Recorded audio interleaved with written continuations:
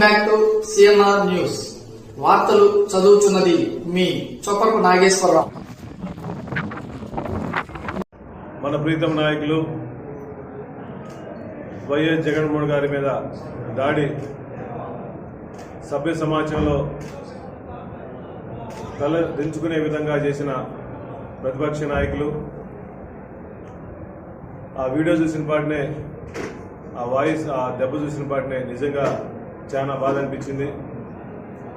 ఈ రాష్ట్రంలో జగన్మోహన్ గారి బస్సు యాత్రను ఓర్వలేక ఆ మహాసముద్రం జనం వెంట పరిగెత్తుకుంటూ ఈ రాష్ట్ర ప్రజలందరూ కూడా, పేదవాళ్ళు ముఖ్యంగా బడుగు బలహీన వర్గాలందరూ, రైతులందరూ కూడా, మహిళలందరూ కూడా మేము జగన్కి అండగా ఉంటాము, బస్సు యాత్రకి మద్దతు ఇస్తామని చెప్పేసి అన్ని విధాలుగా సిద్ధం ప్రోగ్రాం కానీ, మేమంతా సిద్ధం ప్రోగ్రాం కానీ లక్షలాది మంది జనాలు వస్తుంటే కొంతమంది ప్రతిపక్ష నాయకులు, రౌడీ మూకలు అది జీర్ణించుకోలేక ఇతను ఏ విధంగా అడ్డుకోవాలి, ఏ విధంగా దాడి చేయాలని చెప్పేసి ఒక కుట్రబండి కక్షపూరితంగా నిన్న రాయితో దాడి నిజంగా బాధాకరం అనిపించింది.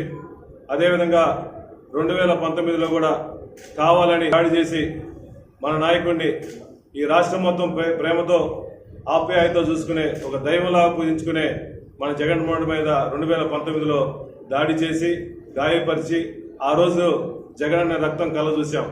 ఆ రోజు చూసిన దెబ్బకి రాష్ట్రం మొత్తం కూడా జగన్ వైపుండి ప్రతిపక్షాలు పతనం చేసే విధంగా ఉన్నాయి. ఈరోజు మళ్ళా ఎలక్షన్స్ ముందు కావాలని రాయితో దాడి చేశారు. మీరు ఒకటే గుర్తుపెట్టుకోండి, మీ పత్రాన్ని మీరు కోరి తెచ్చుకున్నారు.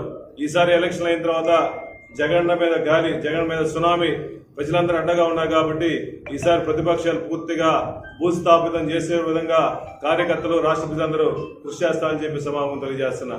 ఇదే విధంగా మేము చేస్తుంటే, మీరు ఓదార్పు యాత్రలు చేసినా, మీరు పాదయాత్రలు చేసినప్పుడు, అదేవిధంగా మీరు కదల్ రా ప్రోగ్రాం చేసినప్పుడు మేము దాడి చేస్తుంటే ఏ విధంగా మీరు బాధపడేవాళ్ళో అంతకని ఈ విధంగా ఈ రాష్ట్రంలో మంచి నాయకుడిని, ఒక కల్మషం లేని నాయకుడిని, ప్రజల కోసం పోరాటం చేసే నాయకుడిని ఈ విధంగా దాడి చేయడం నిజంగా బాధాకరం ఉంది.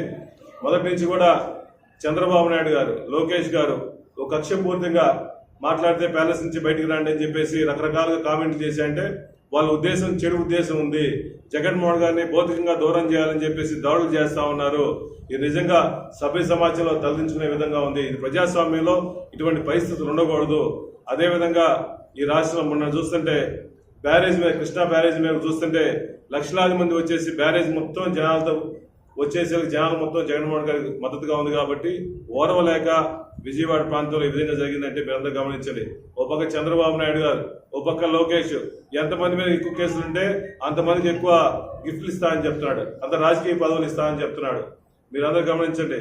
కక్షపూరిత వాతావరణాన్ని రెచ్చగొడుతుంది చంద్రబాబు నాయుడు గారు, అటు లోకేష్, అదేవిధంగా వాళ్ళ మిత్రమండలి తప్ప ఇంకెవరు లేదు. కాబట్టి మీరందరూ గమనించి రాష్ట్రం మొత్తం చూస్తూ ఉంది. ఒక మంచి చేసే నాయకుడిని దాడి చేస్తుంటే ఎవరు ఒప్పుకునే పరిస్థితి లేదు. ఈ రాష్ట్రంలో పేదవాళ్ళందరూ సహాయం చేసే ముఖ్యమంత్రి అవసరం. పేదవాళ్ళ కోసం బస్సు యాత్ర చేస్తుంటే బస్సు యాత్ర ఓరవలేక మన కుర్చేటి ప్రాంతంలో కూడా, దర్శి ప్రాంతంలో బస్సు యాత్ర చూశాడు. రాత్రిపూట కూడా సుమారు 9:30 టైం కూడా బస్సు యాత్రలో ఉండి ఎన్నిసార్లు ఎలక్ట్రికల్ వైర్లు వచ్చినా కూర్చొని లేచి మా పేదవాళ్ళందరూ నాకు అండగా ఉన్నారు, మేము వాళ్ళని చూడాలి, కలవాలని చెప్పేసి ఆ డోర్ దగ్గరికి వచ్చేసి మహిళలందరూ కలవటం, ఎక్కడ చిన్న పేషెంట్ వచ్చినా కూడా ఆ పేషెంట్ని పలకరించి వాళ్ళని ఆప్యాయతగా చూసుకొని మీకు మళ్ళీ నేను ముఖ్యమంత్రి అయిన తర్వాత మీ అందరూ సహాయం చేస్తా అని చెప్పేసి ప్రతి ఒక్క ఆడపిల్లలకు కానీ, ఆడపడుచులకు కానీ, రైతులకు కానీ ధైర్యం చెప్పుకుంటూ ఈ రాష్ట్రంలో నేనున్నాను, పేదవాళ్ళకి అండగా ఉంటా అని చెప్పేసి రైతులకు కానీ, ఎస్సీలకు కానీ, బీసీలకు కానీ, ముఖ్యంగా మహిళలకి నేను ఉన్నానని చెప్పి అండగా ఉంటానని చెప్పేసి హామీ ఇచ్చుకుంటా పోతుంటే చంద్రబాబు నాయుడు కుటిల రాజకీయాలతో అమానుషంగా, అక్రమంగా కావాలని దాడి చేస్తున్నారు. దయచేసి చంద్రబాబు నాయుడు గారు మీ రౌడీ మూకలంతా ఆపండి. వచ్చేది మా ప్రభుత్వమే.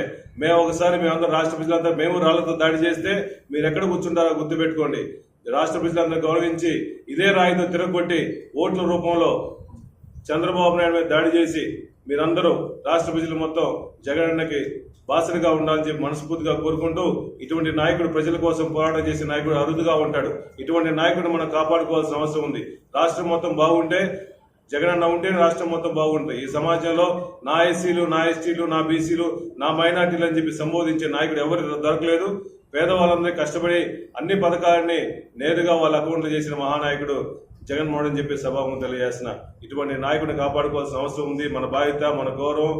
ఆయన ముఖ్యమంత్రి చేసుకోవడం కోసం రాష్ట్రం మొత్తం పరితపించారు కదప్ప, ఇంకెవరు లేదు. అది జనం మొత్తం జగన్తో పాటు పరిగెత్తున్నారు కాబట్టి ఓర్వలేక ఇదందరి కుట్ర రాజకీయాలు చేస్తున్నాడు చంద్రబాబు నాయుడు గారి ప్రతిపక్ష నాయకులు. దయచేసి ఇటువంటి పనులు మానుకోండి. ఎన్ని దాడులు చేసినా మా నాయకుడు అదే స్టేజ్ మీద అందరికీ నమస్కారాలు చెప్పి ఒక పల్లెత్తి మాట అనకుండా ధైర్యంగా ఇంకా ప్రోగ్రాము బస్ యాత్ర కొనసాగిస్తున్నా. అంటే పేద ప్రజల మీద అతను అకుంఠ దీక్ష. పేద ప్రజల కోసం నేను న్యాయం చేయాలి, నా బస్సు యాత్ర నేను సపోర్ట్ చేసి అందరికీ సమస్యలు తెలుసుకోవడం కోసం పోరాటం చేస్తున్నా అని చెప్పేసి ఇంకా ప్రజలకు అండగా ఉన్నాడు. ఇటువంటి నాయకుడు మనకు అవసరం. దయచేసి ఇటువంటి దాడులు మానుకోండి, చిల్లర వ్యవహారాలు మానుకోండి. వచ్చేది ప్రభుత్వం మాదే, జగన్ ముఖ్యమంత్రి అవుతాడు, రాష్ట్ర ప్రజలందరికీ అండగా ఉంటాడు. ఇంకా ప్రతిపక్షాల పని పూర్తిగా అయిపోయింది. వాళ్ళు ఏదో విధంగా దాడి చేయాలి, జగన్మోహన్ గారిని ఎదిరించే ధైర్యం